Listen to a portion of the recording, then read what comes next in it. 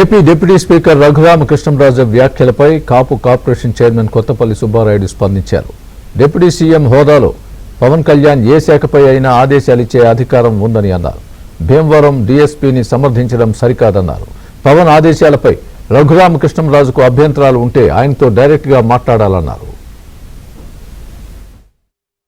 ఇక్కడ జరుగుతున్నటువంటి సమాచారం కొంత ఆయన దృష్టికి వచ్చినప్పుడు తక్షణం దాని మీద ఎంక్వైరీ చేసి నివేదిక ఇమ్మని అడిగేటువంటి హక్కు రైటు ఆయనకు ఉంది అని ఈ సందర్భంగా నేను కొండ బద్దలు కొట్టినట్టుగా చెప్పగలుగుతున్నాను. ఈ రోజున మనం చేసి ఆయన తప్పనిసరిగా రిపోర్ట్ అడిగారు. ఆయన ఏమి పలానావాడిని వెంటనే పీకేసి పదవిలోంచి తప్పించి లేకపోతే సస్పెండ్ చేసి తర్వాత ఎంక్వైరీ చేసి నిజమైతే మళ్ళీ ఉద్యోగం తీసుకోమని చెప్పలేదు.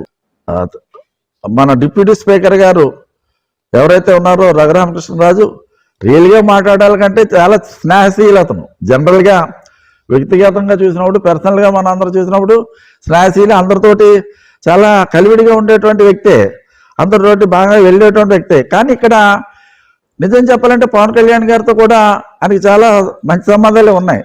ఉన్నప్పుడు ఆయనకి ఏదన్నా ఆలోచన ఉంటే పవన్ కళ్యాణ్ గారు ఒక ప్రభుత్వ పరంగా ఒక ఆదేశాలు జారీ చేసినప్పుడు ఏదన్నా పవన్ కళ్యాణ్ గారితో డైరెక్ట్గా మాట్లాడవచ్చు, తప్పులేదు.